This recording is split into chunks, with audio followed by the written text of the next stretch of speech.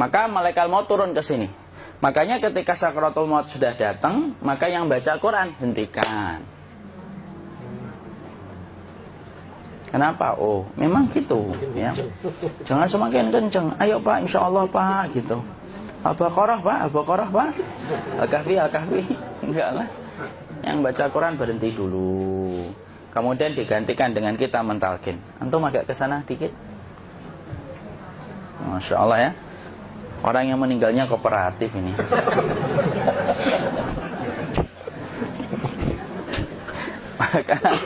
maka agak ke sini ya. Maka disunahkan kita untuk mentalkinnya. Nanti ketika mentalkin jangan terlalu sering, jangan terlalu membebani. Jangan terlalu sering itu la ilaha illallah, la ilaha illallah. Tidak gitulah. Berat nanti dia ngerasakan. Di situ Imam Qurtubi juga menyampaikan, jangan terlalu sering karena itu memberatkan dadanya. Jadi ketika mentalkin saya sampaikan, boleh diganti atau enggak Ustaz? Enggaklah, talkin itu ibadah. Ibadah itu tauqifiyah. Tauqifiyah itu enggak usah diganti. Karena Rasulullah mengatakan lakinu ala mautakum la ilaha illallah. Talkin orang yang meninggal di antara kalian dengan la ilaha illallah. Enggak usah diganti Allah Ustaz yang lebih singkat, lebih pendek. Enggak usah. Subhanallah Ustaz, enggak usah. Kenapa? Karena talqin sudah ditetapkan ucapannya oleh Nabi, begitulah kita mencontohnya. Jadi tidak usah diganti. Cara mentalqin, jadi kalau keadaan sudah tenang, tolong kalau sudah sakaratul maut jangan ditinggalkan. Karena sesungguhnya pertempuran setan itu pada detik-detik kematian semacam ini. Dan betul-betul berusaha untuk menjadikan dia murtad.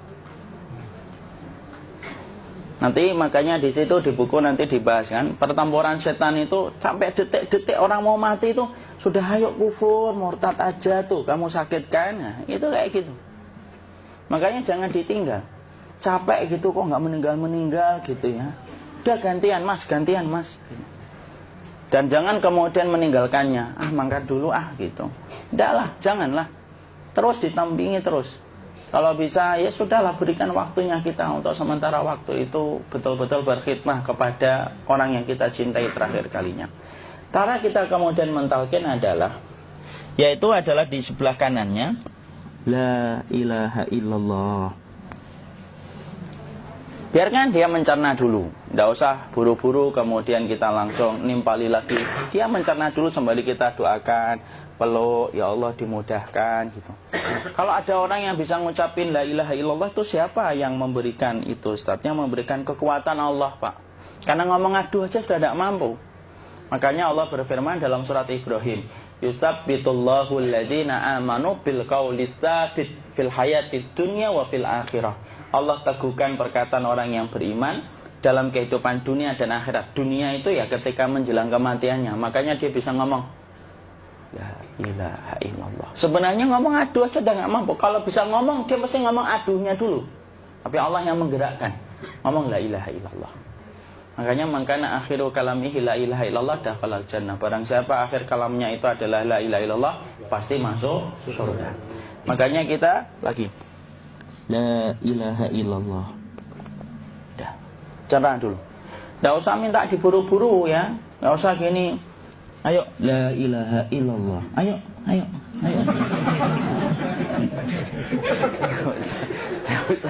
Enggak usah gitu. Ya, biarkan dia pelan-pelan gitu. Ayo tapak, ya Allah capek saya Pak. Enggak usah gitu. Dia ucapkan la ilaha illallah. Kemudian dia mencerna. Lalu kalau dia sudah mengatakan, untuk mengatakan la ilaha illallah. Nah, kalau sudah mengatakan la ilaha illallah, berarti sudah. Tidak usah ditalkin lagi, tidak usah. Belum meninggal juga Ustaz? Tidak apa-apa, biarin aja. Dia di situ aja. Kecuali dia ngomong lagi dan gak usah diajak ngomong alhamdulillah ya Pak, ya Allah gitu. Terus dia jawab alhamdulillah ya. Itu berarti ucapan terakhirnya alhamdulillah. Atau ketika habis ditalkin la ilaha illallah, dia ngelihat air. Nah, itu berarti ucapan terakhirnya air. Talkin lagi. Nggak usah marah. Aduh Pak minta air. Mau minta air nanti aja dikubur gitu loh. Jangan gitu.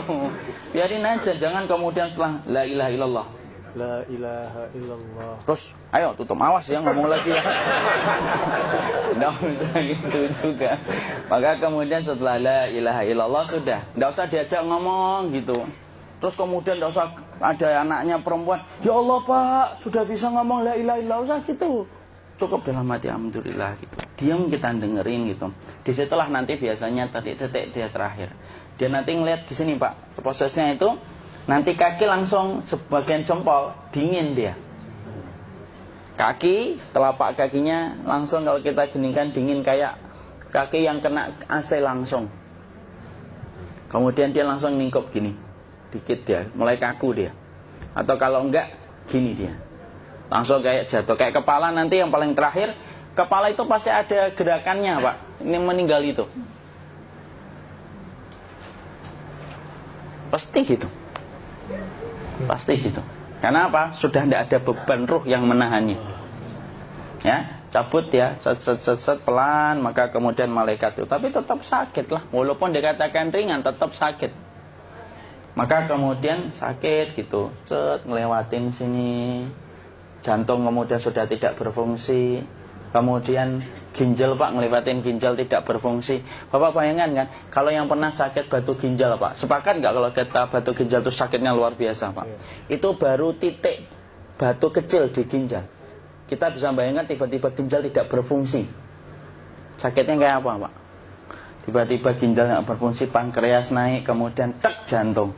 Jantung ini dia masih hidup dia, di sininya masih hidup walaupun jantungnya sudah berhenti. Naik. Kemudian mata, dia ngelewatin mata.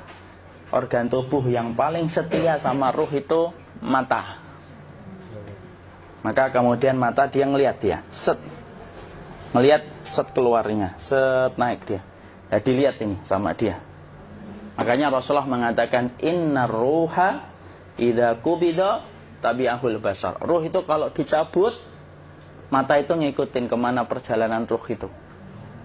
Makanya ada yang meninggalnya gini. Ya itu bukan tanda su'ul khatimah. Itu tanda fitrahnya mata ngikutin ruh. Atau kemudian bukanya sedikit. Ada yang kayak senyum Pak. Ada yang kesini yang keringetan. Nah itu tanda husnul khatimah. Ada yang senyum. Jadi sakitnya setelah selesai itu plong gitu loh.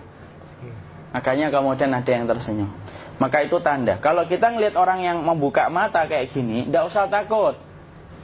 Cepat-cepat kemudian kita nanti tutup. Biasanya kalau terlalu lama, itulah yang menjadikan ini tidak bisa ditutup. Makanya harus pakai kapas akhirnya. Karena apa? Karena pas meninggal nggak langsung ditutup. Biasanya karena perawat takut, dokternya juga nggak tahu itu, dibiarin itu. Makanya ada beberapa mata yang ditutup pakai tensoplas kan? Sebenarnya kalau langsung bisa nutup dia, fitrahnya nutup mata itu. Jadi kemudian kita baca Allahumma firlahu warhamhu wa'afihi wa'fu'anhu atau bismillah wassalatu wassalamu ala rasulillah, tutup. Bismillah. Tidak usah takut. Kecuali buka lagi ya, ini baru kita kabur. Kalau buka lagi Pak, Insya Allah Pak, ya Allah ya kita kabur bareng-bareng Pak. Diusap Pak, diusap ini. Enggak disenggol gini enggak. Begini kan, sudah meninggal dunia. Tangan boleh begini, boleh diluruskan, tidak ada ketentuannya. Boleh gini, boleh kemudian lurus. Tidak usah disalahin kalau ada yang lurus. Lu itu tangannya gimana sih? Posisikan kayak sholat. Tidak ada perintah kayak gitu. Jadi kemudian dikondisikan saja. Terus maka kemudian dipijit-pijit, akiknya dikeluarin. Kemudian jamnya dilepas, gigi palsunya dilepas kalau ada. Ya. Kemudian apa setelah itu? Coba buku.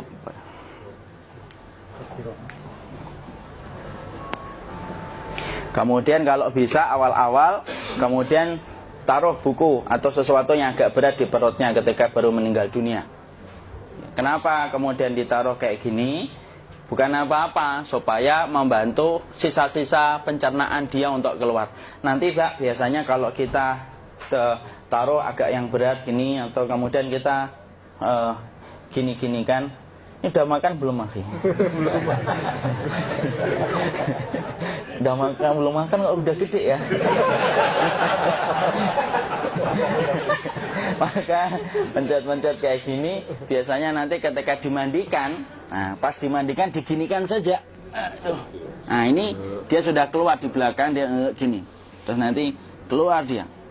Nah ini keluar langsung di belakangnya. Dan memperlakukan orang kalau sudah meninggal dunia itu yang lembut gitu. Kenapa? Inna kasra admil mayyiti kakasri admil hayyi. Mematahkan tulangnya ketika orang sudah meninggal dunia itu lebih dia rasakan sakit ketika mati daripada ketika masih hidup. Tuh Islam itu sampai sama orang mukmin itu kalau sudah meninggal aja sampai selembut itu. Kok hidup kasar itu kebangetan dia jadi orang itu. Mau sampai orang mati itu kemudian disuruh yang lembut, kalau ada aib disuruh nutup, tidak boleh diceritain. Misalkan di belakangnya beliau ini ada tompel, gagah-gagah tompelnya gede gitu, tidak boleh cerita. Masya Allah loh, sampai segitunya sunnah itu ngajarin kita untuk nutup aib. Kalau ada orang belajar sunnah sukanya buka aib, nyari-nyari kesalahan orang, sunnah yang mana dia pelajari itu saya bingung. Makanya kemudian gini, setelah selesai maka kemudian tutup dengan kain. Maaf ya, ya. Ya. Nanti kalau nggak kuat napas ngomong ya. Maka ditutup kayak gini, ditempatkan kemudian jangan di tanah tapi di atas dipan. Karena apa? Syekh Abu Malik Kamal Said Salim dalam Sahih Fiqih Sunnah menyampaikan supaya tidak cepat busuk. Dia taruh di atas. Kemudian ditutup pakai kain apa saja. Ya, sembari nanti kita mempersiapkan tempat mandinya, tempat kafannya dan yang lain sebagainya. Maka kemudian kalau ada yang datang boleh dibuka. Kemudian kita mencium ininya apa? Kemudian keningnya. Kemudian kita berdoa, nutup lagi kayak Rasulullah ditutup, kemudian yang datang terakhir itu salah satunya Abu Bakar. Dibuka kemudian beliau, ya Allah ya Rasulullah, engkau adalah orang yang percaya hidup dan matimu, dan tidak mungkin Allah itu mematikan engkau 2 kali ya Rasulullah. Maka kemudian ditutup kembali. Saat itu para sahabat dalam keadaan mendung semuanya. Maka disitulah kita lakukan kayak gini. Ditutup gini Ustaz ya. Kasihan tidak bisa nafas, insya Allah tidak butuh nafas lagi. Jadi kemudian kita semacam ini kita persiapkan apa yang bisa kita lakukan. Nah itulah proses kematian dari sakit sakaratul maut sampai kematian.